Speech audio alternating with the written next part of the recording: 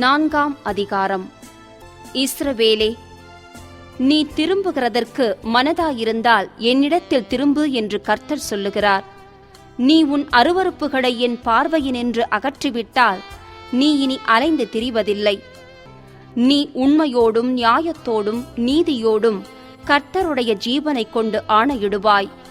புறஜாதிகளும் அவருக்குள் ஆசிர்வதிக்கப்பட்டு அவருக்குள் மேன்மை பாராட்டுவார்கள். யூதா மனுஷரோடும் எருசலேமியரோடும் கர்த்தர் சொல்லுகிறது என்னவென்றால், நீங்கள் முள்ளுகளுக்குள்ளே விதையாதிருங்கள், உங்கள் தரிசு நிலத்தை பண்படுத்துங்கள்.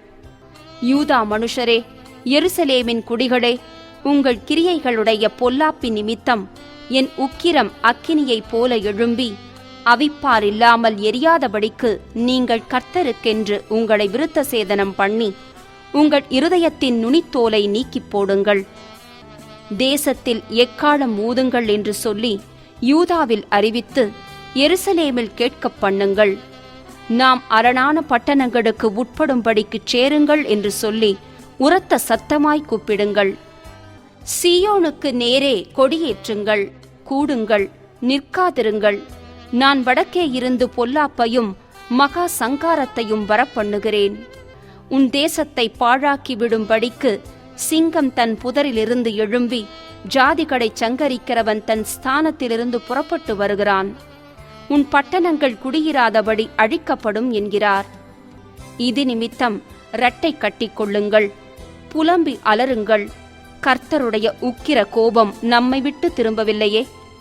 அந்நாளிலே ராஜாவின் இருதயமும் பிரபுக்களின் இருதயமும் மடிந்து போம். ஆசாரியர்கள் திடுக்கிட்டு தீர்க்கதரிசிகள் திகைப்பார்கள் என்று கர்த்தர் சொல்லுகிறார். அப்பொழுது நான், கர்த்தராகிய ஆண்டவரே, உங்களுக்கு சமாதானம் இருக்கும் என்று சொன்னதினால் மெய்யாகவே இந்த ஜனத்துக்கும் எருசலேமுக்கும் மிகுதியான மோசத்தை வரப்பண்ணினீர். பட்டயம் பிராணன் மட்டும் எட்டுகிறதே என்றேன். வனாந்தரத்திலுள்ள உயர்நிலங்களிலிருந்து ஒரு தீக்காற்று என் ஜனமாகிய குமாரத்திற்கு நேராக அடிக்கும் என்று அக்காலத்திலே இந்த ஜனத்தோடும் எருசலேமோடும் சொல்லப்படும். அது தூற்றவும் மாட்டாது, சுத்திகரிக்கவும் மாட்டாது. இதை பார்க்கிலும் பலமான காற்று என் காரியமாய் வரும். இப்பொழுது நானும் அவர்களோடே நியாயம் பேசுவேன்.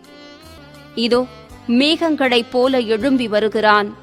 அவனுடைய ரதங்கள் பெருங்காற்றைப் போலிருக்கிறது. அவன் குதிரைகள் கழுகுகளிலும் வேகமானவைகள். நமக்கு ஐயோ, நாம் பாழாக்கப்படுகிறோமே. எருசலேமே, நீ ரட்சிக்கப்படும்படிக்கு உன் இருதயத்தை பொல்லாப்பற கழுவு. எந்த மட்டும் அக்கிரம நினைவுகள் உன் உள்ளத்திலே தங்கும்? தானிலிருந்து ஒரு சத்தம் வந்து செய்தியை அறிவிக்கிறது. எப்பிராயீமின் மலையிலிருந்து வந்து தீங்கை பிரசித்தம் பண்ணுகிறது. ஜாதிகளுக்கு அதை நீங்கள் பிரஸ்தாபம் பண்ணுங்கள்.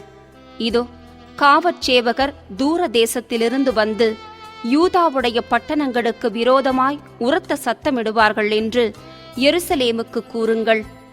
அதற்கு விரோதமாய் அவர்கள் வயல்வெளிகளின் காவற்காரரைப் போல சுற்றிலும் இருப்பார்கள். அது எனக்கு விரோதமாய் கலகம் செய்தது என்று கர்த்தர் சொல்லுகிறார். உன் நடக்கையும் உன் கிரியைகளுமே இவைகளை உனக்கு நேரிடப் பண்ணின. இது இத்தனை கசப்பாயிருந்து உன் இருதயம் மட்டும் எட்டுகிறதற்கு காரணம் உன் பொல்லாப்புத்தானே. என் குடல்களே நோகிறது. என் உள்ளம் வேதனைப்படுகிறது. என் இருதயம் என்னில் கதறுகிறது. நான் பேசாமல் அமர்ந்திருக்க கூடாது. என் ஆத்துமாவே, எக்காலத்தின் சத்தத்தையும் யுத்தத்தின் ஆர்ப்பரிப்பையும் கேட்டாயே. நாசத்துக்கு மேல் நாசம் வருகிறதாக கூறப்படுகிறது. தேசமெல்லாம் பாழாகிறது. அசுப்பிலே என் கூடாரங்களும் ஒரு நிமிஷத்திலே என் திரைகளும் பாழாக்கப்படுகிறது.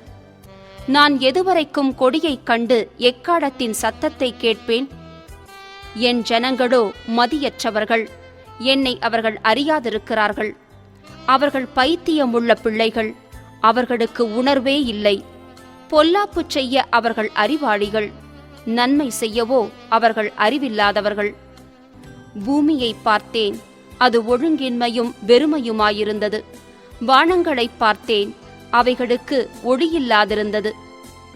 பர்வதங்களைப் பார்த்தேன், அவைகள் அதிர்ந்தன. எல்லா குன்றுகளும் அசைந்தன. பின்னும் நான் பார்க்கும்போது மனுஷனில்லை. ஆகாசத்து பறவைகளெல்லாம் பறந்து போயின. பின்னும் நான் பார்க்கும்போது கர்த்தராலும் அவருடைய உக்கிர கோபத்தாலும் பயின் நிலம் வனாந்தரமாயிற்று. அதன் பட்டணங்களெல்லாம் இடிந்து போயின. தேசமெல்லாம் பாழாய்ப்போம். ஆகிலும் சர்வ சங்காரம் செய்யேன் என்று கர்த்தர் சொல்லுகிறார். இது நிமித்தம் பூமி புலம்பும், உயர இருக்கிற வானங்கள் கருத்துப்போம். நான் அதைச் சொன்னேன், அதை நிர்ணயம் பண்ணினேன். நான் மனஸ்தாபப்படுவதும் இல்லை, நான் அதை விட்டு திரும்புவதும் இல்லை. குதிரை வீரரும் வில் வீரரும் இடும் சத்தத்தினாலே சகல ஊராரும் ஓடி அடர்த்தியான காடுகளில் புகுந்து கண்மலைகளிலும் ஏறுவார்கள். ஒரு மனுஷனும் அவைகளிலே குடியிராதபடி எல்லா ஊர்களும் விடப்பட்டிருக்கும். பாழாய்ப்போன நீ இப்பொழுது என்ன செய்வாய்? நீ இரத்தாம்பரம் உடுத்தாலும் பொன்னாபரணங்களால் உன்னை சிங்காரித்தாலும் உன் கண்களில் மையிட்டு கொண்டாலும் வீணாய் உன்னை அழகுபடுத்துவாய். சோரநாயகர் உன்னை அசட்டை பண்ணி உன் பிராணனை வாங்கத் தேடுவார்கள். கற்ப வேதனை படுகிறவளின் சத்தமாகவும் முதல் விசை பிள்ளை பெறுகிறவளின் வியாக்குலமாகவும் சீயோன் குமாரத்தியின் சத்தத்தை கேட்கிறேன். அவள் பெருமூச்சு விட்டு தன் கைகளை விரித்து, ஐயோ, கொலைபாதகர்களாலே என் ஆத்துமா சோர்ந்து போகிறதே என்கிறாள். 5ஆம் அதிகாரம். நியாயம் செய்கிற மனுஷனை கண்டுபிடிப்பீர்களோ என்றும் சத்தியத்தை தேடுகிறவன் உண்டோ என்றும் எருசலேமின் தெருக்களிலே திரிந்து பார்த்து விசாரித்து அதன் வீதிகளிலே தேடுங்கள். காண்பீர்களானால் அதற்கு மன்னிப்பு தருவேன். அவர்கள் கர்த்தருடைய ஜீவனை கொண்டு சொல்லுகிறோம் என்றாலும் பொய்யானை இடுகிறார்களே. கர்த்தாவே, உம்முடைய கண்கள் சத்தியத்தை அல்லவோ நோக்குகின்றது? அவர்களை அடிக்கிறீர், ஆனாலும் அவர்களுக்கு நோகாது. அவர்களை நிர்மூலமாக்குகிறீர், ஆனாலும் புத்தியை ஏற்றுக்கொள்ள மாட்டோம் என்கிறார்கள். தங்கள் முகங்களை கன்மலையை பார்க்கிலும் கெட்டியாக்கி திரும்ப மாட்டோம் என்கிறார்கள். அப்பொழுது நான், இவர்கள் நீசராமே, இவர்கள் மதியற்றவர்கள், கர்த்தருடைய வழியையும் தங்கள் தேவனுடைய நியாயத்தையும் அறியாதிருக்கிறார்கள் என்றும், நான் பெரியோர்களிடத்திலே போய் அவர்களோடே பேசுவேன். அவர்கள் கர்த்தருடைய வழியையும் தங்கள் தேவனுடைய நியாயத்தையும் அறிவார்கள் என்றும் சொன்னேன். அவர்களோ ஏகமாய் நுகத்தடியை முறித்து கட்டுகளை அறுத்து போட்டார்கள். ஆகையால் காட்டிலிருந்து வரும் சிங்கம் அவர்களை கொல்லும். வனாந்தரத்திலுள்ள ஓநாய்கள் அவர்களை பீரும். சிவிங்கி அவர்கள் பட்டணங்களின் மேல் நோக்கமாயிருக்கும். அவைகளிலிருந்து புறப்படுகிறவன் எவனும் பீறப்படுவான். அவர்கள் மீறுதல்கள் பெருகி அவர்கள் சீர்கேடுகள் அதிகரித்தது. இவைகளை நான் உனக்கு மன்னிப்பது எப்படி? உன் பிள்ளைகள் என்னை விட்டுவிட்டு தெய்வம் அல்லாதவைகள் பேரில் ஆணையிடுகிறார்கள். நான் திருப்தியாக்கின அவர்கள் விபச்சாரம் பண்ணி வேசி வீட்டிலே கூட்டங்கூடுகிறார்கள். அவர்கள் கொழுத்த குதிரைகளைப் போல் காலமே எழும்பி அவனவன் தன் தன் அயலானுடைய பெண்ஜாதியின் பின்னாலே கனைக்கிறான். இவைகளை விசாரியாதிருப்பேனோ? இப்படிப்பட்ட ஜாதிக்கு என் ஆத்துமா நீதியை சரிக்கட்டாதிருக்குமோ என்று கர்த்தர் சொல்லுகிறார். அதன் மதில்கள் மேலேறி அழித்து போடுங்கள், ஆனாலும் சர்வசங்காரம் செய்யாதிருங்கள். அதன் கொத்தளங்களை இடித்து போடுங்கள், அவைகள் கர்த்தருடையவைகள் அல்ல. இஸ்ரவேல் வம்சத்தாரும் யூதா வம்சத்தாரும் எனக்கு விரோதமாய் மிகுதியும் துரோகம் பண்ணினார்கள் என்று கர்த்தர் சொல்லுகிறார். அவர் அப்படிப்பட்டவர் அல்லவென்றும், பொல்லாப்பு நம்மேல் வராது, நாம் பட்டயத்தையாகிலும் பஞ்சத்தையாகிலும் காண்பதில்லை என்றும், தீர்க்கதரிசிகள் காற்றாய் போவார்கள், திருவாக்கு அவர்களில் இல்லை, அவர்களுக்கே அப்படி ஆகக் கடவதென்றும் அவர்கள் சொல்லி கர்த்தரை மறுதலித்தார்கள். ஆகையால் சேனைகளின் தேவனாகிய கர்த்தர் சொல்லுகிறது என்னவென்றால், நீங்கள் இந்த வார்த்தையை சொன்னபடியினால், இதோ நான் உன் வாயிலிட்ட என் வார்த்தைகளை அக்கினியும் இந்த ஜனத்தை விறகும் ஆக்குவேன், அது இவர்களை பட்சிக்கும். இஸ்ரவேல் வம்சத்தாரே, இதோ தூரத்திலிருந்து நான் உங்கள் மேல் ஒரு ஜாதியை கொண்டு வருவேன் என்று கர்த்தர் சொல்லுகிறார். அது பலத்த ஜாதி, அது பூர்வ காலத்து ஜாதி. அவர்கள் நீ அறியாத பாஷையை பேசும் ஜாதி. அவர்கள் பேசுகிறது இன்னதென்று உனக்கு விளங்காது.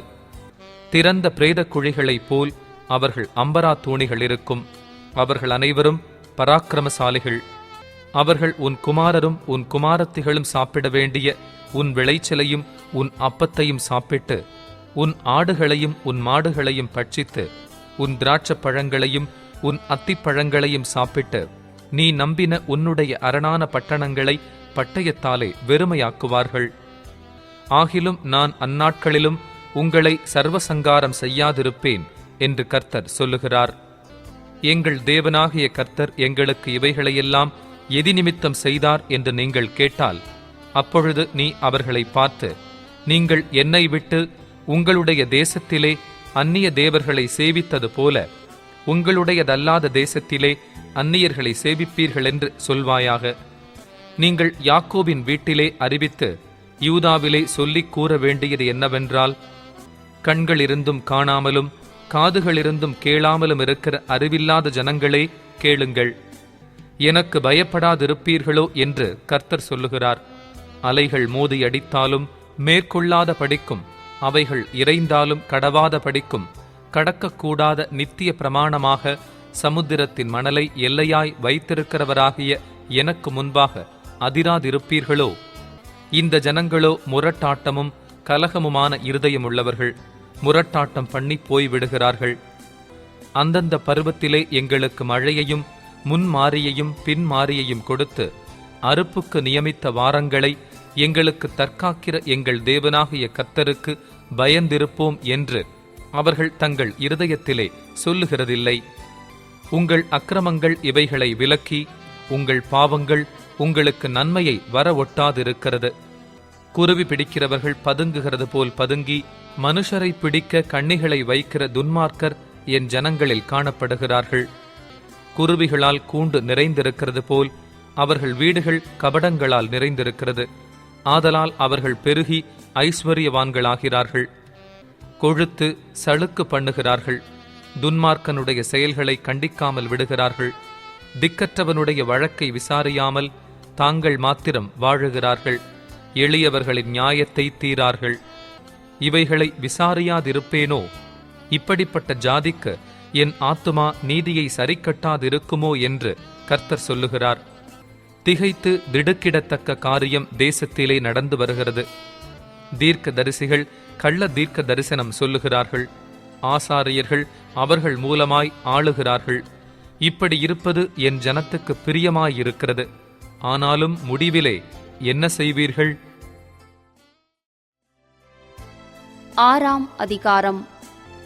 பென்யமீன் புத்திரரே, நீங்கள் எருசலேமின் நடுவிலிருந்து ஏகமாய் கூடியோடி தெக்கோவாவில் எக்காளம் ஊதி பெத்கேரேமின் மேல் அடையாளமாக தீவெளிச்சங் காட்டுங்கள். ஒரு தீங்கும் மகா சங்காரமும் வடக்கே இருந்து தோன்றுகிறதாயிருக்கிறது.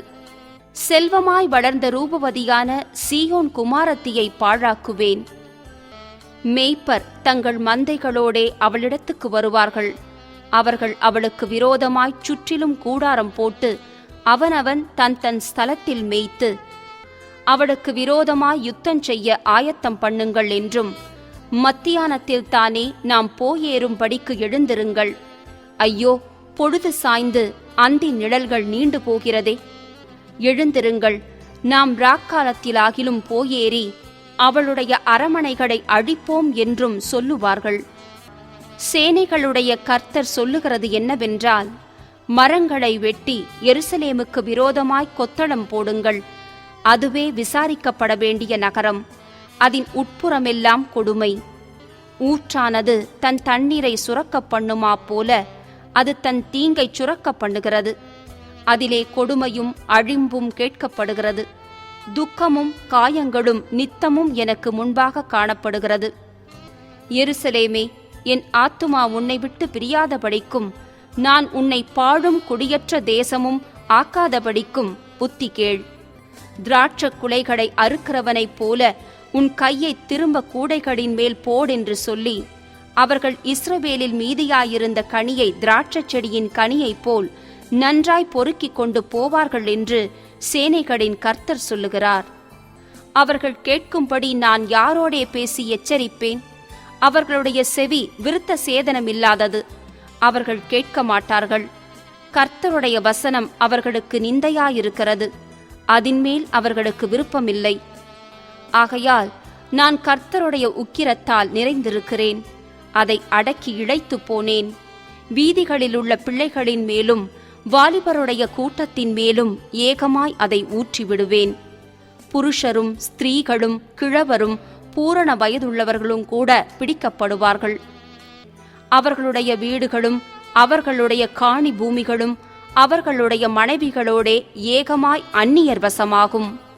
என் கையை இந்த தேசத்தின் குடிகளுக்கு விரோதமாக நீட்டுவேன் என்று கர்த்தர் சொல்லுகிறார். அவர்களில் சிறியோர் முதல் பெரியோர் மட்டும் ஒவ்வொருவரும் பொருளாசைக்காரர். இதுவுமல்லாமல் தீர்க்கதரிசிகள் முதல் ஆசாரியர்கள் மட்டும் ஒவ்வொருவரும் பொய்யர். சமாதானம் இல்லாதிருந்தும் சமாதானம் சமாதானம் என்று சொல்லி என் ஜனத்தின் காயங்களை மேற்பூச்சாய் குணமாக்குகிறார்கள். அவர்கள் அருவருப்பானதை செய்ததின் நிமித்தம் வெட்கப்படுகிறார்களோ? பரிச்சேதம் வெட்கப்படார்கள், நாணவும் அறியார்கள். ஆதலால் விழுகிறவர்களுக்குள்ளே விழுவார்கள். நான் அவர்களை விசாரிக்கும் காலத்தில் இடருண்டு போவார்கள் என்று கர்த்தர் சொல்லுகிறார். வழிகளிலே நின்று பூர்வ பாதைகள் எவையென்று கேட்டு விசாரித்து நல்ல வழி எங்கே என்று பார்த்து அதிலே நடவுங்கள். அப்பொழுது உங்கள் ஆத்துமாவுக்கு இளைப்பாறுதல் கிடைக்கும் என்று கர்த்தர் சொல்லுகிறார். அவர்களோ நாங்கள் அதிலே நடக்க மாட்டோம் என்கிறார்கள். நான் உங்கள் மேல் காவலாளரையும் வைத்து எக்கால சத்தத்துக்கு செவி கொடுங்கள் என்றும் சொன்னேன். அவர்களோ நாங்கள் கேட்க மாட்டோம் என்கிறார்கள். ஆகையால் ஜாதிகளே கேளுங்கள், சபையே அவர்களுக்குள் நடக்கிறதை அறிந்து கொள். பூமியே கேள், இந்த ஜனங்கள் என் வார்த்தைகளை கேளாமலிருந்து என் நியாயப்பிரமாணத்துக்கு செவி கொடாமல் அதை வெறுத்து விடுகிறார்கள். அவர்கள் மேல் நான் அவர்கள் நினைவுகளின் பலனாகிய தீங்கை வரப்பண்ணுவேன். சேபாவிலிருந்து வருகிற தூப வர்க்கமும் தூர தேசத்தினுடைய சுகந்த பட்டையும் எனக்கு என்னத்துக்கு? உங்கள் சர்வாங்க தகனங்கள் எனக்கு விருப்பமல்ல, உங்கள் பலிகள் எனக்கு இன்பமாயிராது. ஆகையால் இதோ நான் இந்த ஜனத்துக்கு இடரல்களை வைப்பேன். அவைகள் மேல் பிதாக்களும் பிள்ளைகளும் குடியானவனும் அவனுக்கடுத்தவனும் ஏகமாய் இடருண்டு அழிவார்கள் என்று கர்த்தர் சொல்லுகிறார். இதோ வடதேசத்திலிருந்து ஒரு ஜனம் வந்து பூமியின் கடையெல்லைகளிலிருந்து ஒரு பெரிய ஜாதி எழும்பும். அவர்கள் வில்லும் வேலும் பிடித்து வருவார்கள்.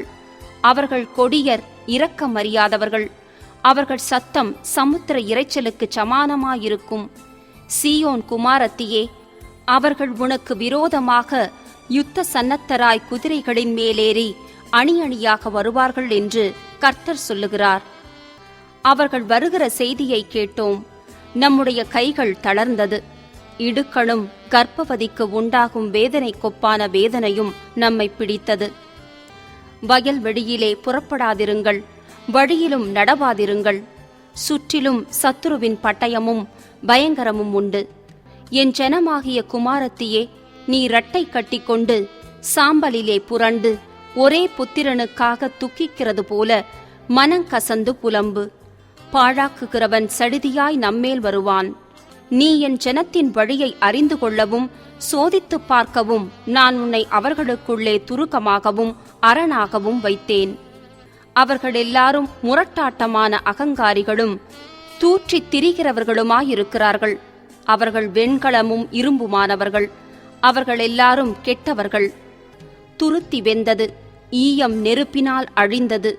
புடமிடுகிறவனுடைய பிரயாசம் விருதாவாய்ப் போயிற்று. பொல்லாப்புகள் அற்றுப்போகவில்லை. அவர்கள் தள்ளுபடியான வெள்ளி எண்ணப்படுவார்கள். கர்த்தர் அவர்களை தள்ளிவிட்டார்.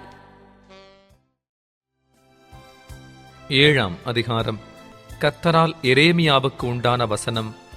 நீ கர்த்தருடைய ஆலயத்தின் வாசலிலே நின்று அங்கே கூறிச் சொல்ல வேண்டிய வசனம் என்னவென்றால், கர்த்தரை பணிந்து கொள்ள இந்த வாசல்களுக்குள்ளே பிரவேசிக்கிற யூத ஜனங்களாகிய நீங்கள் எல்லாரும் கர்த்தருடைய வார்த்தையை கேளுங்கள். இஸ்ரவேலின் தேவனாகிய சேனைகளின் கர்த்தர் சொல்லுகிறார், உங்கள் வழிகளையும் உங்கள் கிரியைகளையும் சீர்படுத்துங்கள். அப்பொழுது உங்களை இந்த ஸ்தலத்திலே குடியிருக்க பண்ணுவேன். கர்த்தரின் ஆலயம், கர்த்தரின் ஆலயம், கர்த்தரின் ஆலயம் இதுவே என்று சொல்லி பொய் வார்த்தைகளை நம்பிக்கொள்ளாதிருங்கள். நீங்கள் உங்கள் வழிகளையும் உங்கள் கிரியைகளையும் நன்றாய் சீர்படுத்தி, நீங்கள் மனுஷனுக்கும் மனுஷனுக்கும் உள்ள வழக்கை நியாயமாய் தீர்த்து, பரதேசியையும் திக்கற்றவனையும் விதவையையும் ஒடுக்காமலும் குற்றமில்லாத இரத்தத்தை இந்த ஸ்தலத்திலே சிந்தாமலும் உங்களுக்கு கேடுண்டாக அந்நிய தேவர்களை பின்பற்றாமலும் இருப்பீர்களேயாகில், அப்பொழுது நான் உங்கள் பிதாக்களுக்கு கொடுத்த தேசமாகிய இந்த ஸ்தலத்திலே உங்களை சதாகாலமும் குடியிருக்க பண்ணுவேன். இதோ, ஒன்றுக்கும் உதவாத பொய் வார்த்தைகளை நீங்கள் நம்புகிறீர்கள். நீங்கள் திருடி, கொலை செய்து, விபச்சாரம் பண்ணி, பொய்யாணையிட்டு, பாகாலுக்கு தூபம் காட்டி, நீங்கள் அறியாத அந்நிய தேவர்களை பின்பற்றி, பிற்பாடு வந்து என் நாமம் தரிக்கப்பட்ட இந்த ஆலயத்திலே எனக்கு முன்பாக நின்று இந்த அருவருப்புகளையெல்லாம் செய்வதற்காக விடுதலை பெற்றிருக்கிறோம் என்று சொல்வீர்களோ? என் நாமம் தரிக்கப்பட்ட இந்த ஆலயம் உங்கள் பார்வைக்கு கள்ளர் குகையாயிற்றோ? இதோ, நானும் இதை கண்டேன் என்று கர்த்தர் சொல்லுகிறார். நான் முந்தி என் நாமம் விளங்க பண்ணின சீலோவிலுள்ள என் ஸ்தலத்துக்கு நீங்கள் போய், இஸ்ரவேல் ஜனத்தினுடைய பொல்லாப்பு நிமித்தம் நான் அதற்கு செய்ததை பாருங்கள். நீங்கள் இந்த கிரியைகளையெல்லாம் செய்தீர்கள். நான் உங்களுக்கு ஏற்கனவே சொல்லி வந்திருந்தும் நீங்கள் கேளாமலும், நான் உங்களை கூப்பிட்டும் நீங்கள் உத்தரவு கொடாமலும் போனபடியினால், என் நாமம் தரிக்கப்பட்டதும் நீங்கள் நம்பிக்கை கொண்டிருக்கிறதுமான இந்த ஆலயத்துக்கும் உங்களுக்கும் உங்கள் பிதாக்களுக்கும் நான் கொடுத்த ஸ்தலத்துக்கும் நான் சீலோவுக்கு செய்தது போல செய்வேன். நான் உங்களுடைய எல்லா சகோதரருமாகிய எப்பிராயீம் சந்ததி அனைத்தையும் தள்ளி போட்டது போல உங்களையும் என் முகத்தை விட்டு தள்ளி போடுவேன் என்று கர்த்தர் சொல்லுகிறார். நீ இந்த ஜனத்துக்காக விண்ணப்பம் செய்ய வேண்டாம், அவர்களுக்காக மன்றாடவும் கெஞ்சவும் வேண்டாம், என்னிடத்தில் அவர்களுக்காக பரிந்து பேசவும் வேண்டாம். நான் உனக்கு செவி கொடுப்பதில்லை. யூதாவின் பட்டணங்களிலும் எருசலேமின் வீதிகளிலும் அவர்கள் செய்கிறதை நீ காணவில்லையா? எனக்கு மனமடி உண்டாக அந்நிய தேவர்களுக்கு வானபலிகளை வார்க்கிறார்கள். அவர்கள் வானராக்கினிக்கு பணியாரங்களை சுடும்படி பிள்ளைகள் விறகு பொறுக்குகிறார்கள், பிதாக்கள் நெருப்பு மூட்டுகிறார்கள், ஸ்திரீகள் மாப்பிசைகிறார்கள். அவர்கள் எனக்கா மனமடி உண்டாக்குகிறார்கள்? தங்கள் முகங்கள் வெட்கத்துக்குட்படும்படி அவர்கள் தங்களுக்கே அல்லவோ மனமடி உண்டாக்குகிறார்கள் என்று கர்த்தர் சொல்லுகிறார். ஆதலால் இதோ, என் கோபமும் என் உக்கிரமும் இந்த ஸ்தலத்தின் மேலும் மனுஷர் மேலும் மிருகங்கள் மேலும் வெளியின் மரங்கள் மேலும் பூமியின் கனிகள் மேலும் ஊற்றப்படும். அது அவியாமல் எரியும் என்று கர்த்தராகிய ஆண்டவர் சொல்லுகிறார். இஸ்ரவேலின் தேவனாகிய சேனைகளின் கர்த்தர் சொல்லுகிறது என்னவென்றால், உங்கள் தகன பலிகளை மற்ற பலிகளோடும் கூட்டி இறைச்சியை சாப்பிடுங்கள். நான் உங்கள் பிதாக்களை எகிப்து தேசத்திலிருந்து அழைத்து வந்த நாளிலே தகன பலியை குறித்தும் மற்ற பலிகளை குறித்தும் நான் அவர்களோடே பேசினதையும் கட்டளையிட்டதையும் பார்க்கிலும் என் வாக்குக்கு செவி கொடுங்கள். அப்பொழுது நான் உங்கள் தேவனாயிருப்பேன், நீங்கள் என் ஜனமாயிருப்பீர்கள். நான் உங்களுக்கு கற்பிக்கும் எல்லா வழியிலும் நீங்கள் உங்களுக்கு நன்மையுண்டாகும் படிக்கு நடவுங்கள் என்கிற விசேஷத்தையே அவர்களுக்கு சொல்லி கட்டளையிட்டேன். அவர்களோ அதை கேளாமலும் தங்கள் செவியை சாயாமலும் போய் தங்கள் பொல்லாத இருதயத்தின் யோசனைகளின் படியும் கடினத்தின் படியும் நடந்து முன்னிட்டல்ல பின்னிட்டே போனார்கள். உங்கள் பிதாக்கள் எகிப்து தேசத்திலிருந்து புறப்பட்ட நாள் முதல் இந்நாள் மட்டும் நான் தீர்க்கதரிசிகளாகிய என் ஊழியக்காரரை எல்லாம் தினந்தினம் உங்கள் அண்டைக்கு ஏற்கனவே அனுப்பிக் கொண்டிருந்தேன். ஆனாலும் அவர்கள் என் சொல்லை கேளாமலும் தங்கள் செவியை சாயாமலும் போய் தங்கள் கழுத்தை கடினப்படுத்தி தங்கள் பிதாக்களை பார்க்கிலும் அதிக பொல்லாப்பு செய்தார்கள். நீ இந்த வார்த்தைகளையெல்லாம் அவர்களுக்கு சொன்னாலும் அவர்கள் உனக்கு செவி கொடுக்க மாட்டார்கள். நீ அவர்களை நோக்கி கூப்பிட்டாலும் அவர்கள் உனக்கு மறு உத்தரவு கொடுக்க மாட்டார்கள். ஆகையால் தங்கள் தேவனாகிய கர்த்தருடைய சத்தத்தை கேளாமலும் புத்தியை ஏற்றுக்கொள்ளாமலும் இருக்கிற ஜாதி இதுதான் என்றும், சத்தியம் அழிந்து அது அவர்கள் வாயிலிருந்து அற்றுப்போனதென்றும் அவர்களுக்கு சொல். நீ உன் தலைமயிரை சிரைத்து எரிந்துவிட்டு உயர் தலங்களிலே புலம்பிக் கொண்டிரு. கர்த்தர் தமது சினத்துக்கு ஏதுவான சந்ததியை வெறுத்து நெகிழ விட்டார். யூதா புத்திரர் என் பார்வைக்கு பொல்லாப்பானதை செய்தார்கள் என்று கர்த்தர் சொல்லுகிறார். என் நாமம் தரித்திருக்கிற ஆலயத்தை தீட்டுப்படுத்த தங்கள் அருவருப்புகளை அதிலே வைத்தார்கள். தங்கள் குமாரரையும் தங்கள் குமாரத்திகளையும் அக்கினியிலே தகனிக்கிறதற்காக அவர்கள் இன்னோம் குமாரனின் பள்ளத்தாக்கிலுள்ள தோப்பேத்தின் மேடைகளை கட்டினார்கள். அதை நான் கட்டளையிடவும் இல்லை, அது என் மனதில் தோன்றவும் இல்லை. ஆதலால் இதோ நாட்கள் வருமென்று கர்த்தர் சொல்லுகிறார். அப்பொழுது அது அப்புறம் தோப்பேத் என்றும் இன்னோம் குமாரனின் பள்ளத்தாக்கென்றும் சொல்லப்படாமல் சங்கார பள்ளத்தாக்கென்று சொல்லப்படும். தோப்பேத்திலே இடங்கிடையாமற் போகுமட்டும் சவங்களை அடக்கம் பண்ணுவார்கள். இந்த ஜனத்தின் பிணங்கள் ஆகாயத்தின் பறவைகளுக்கும் பூமியின் மிருகங்களுக்கும் இரையாகும். அவைகளை வெருட்டுவாரும் இல்லாதிருப்பார்கள்.